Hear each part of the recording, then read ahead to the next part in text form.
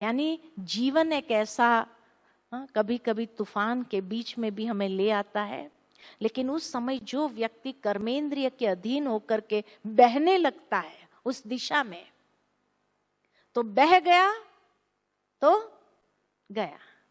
इसीलिए भगवान कहते जिसका कर्मेंद्रिय के ऊपर राज्य होता है, इंद्रिय जीत जो बनता है, जैसे जैन धर्म में कहा जय जिनेन्द्रिय, जितेंद्रिय होने की प्रेरणा इसलिए उन्होंने दी गीता से। गीता में आज से 5000 साल पूर्व महर्षि वेद व्यास जी ने ये बात कही कि हे अर्जुन, तुम अपनी कर्मेंद्रिय पर जीत प्राप्त करो, तब तुम अपने माइंड को स्टेबल रख सकेगा, अपने बुद्धि को विचलित होने से रोक सकेगा। तब अर्जुन का एक महत्वपूर्ण प्रश्न जो हमारे मन के अंदर भी उत्पन्न होता है कि मनुष्य की बुद्धि विचलित कैसे हो जाती है, योग परायण बुद्धि माना कॉन्सेंट्रेटेड क्यों नहीं होती है, विचलित क्यों हो जाती है। तो भगवान इतनी सुंदर बात कहता है, विषयों का चिंतन करने वाला पुरुष विषयों में आसक्त हो जाता है। विषय यानी विकृत विषय, विषयों का चिंतन करने वाला पुरुष विषयों में आसक्त हो जाता है, अट्रैक्ट हो जाता है। आसक्ति से कामना उत्पन्न होती है, यानी अनेक प्रकार के चाहिए चाहिए की चाहनाएं उत्पन्न होती है, और कामना पूरी नहीं हुई तो क्रोध की उत्पत्ति होती है, और क्रोध से अविवेक उत्पन्न होता है, अविवेक से स्मरण शक्ति भ्रमित हो जाती है, और स्मृति भ्रमित होने से योग परायण बुद्धि नष्ट हो जाती है। ये सारा मार्ग बताया, दिस इज द पाथवे। विषयों का चिंतन करने वाला विषयों में आसक्त, आसक्ति से कामना, कामना से क्रोध, क्रोध से अविवेक, अविवेक से स्मृति शक्ति भ्रमित हो गई, और स्मृति शक्ति भ्रमित हो गई तो बुद्धि विचलित हो गई।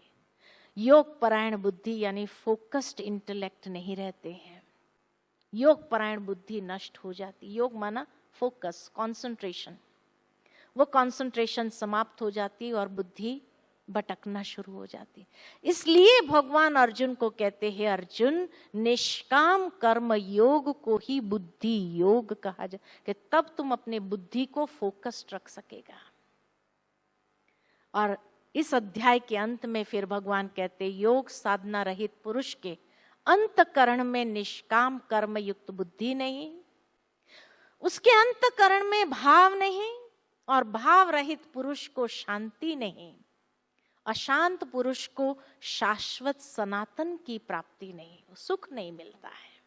अतः योगी बनने की प्रेरणा भगवान देते हैं और कहते हैं, योग माना क्या? योग मीन्स स्वयं को सुसंस्कृत करने का विज्ञान। It is a science of self discipline. Yoga is a science of self discipline. योग खाली एक्सरसाइज को नहीं कहा जाता है, आसन को नहीं कहा जाता है। योग माना अपनी इंद्रियों को सुसंस्कृत करने का, सेल्फ डिसिप्लिन में लाने का, उसको योग कहा जाता है। It's a science.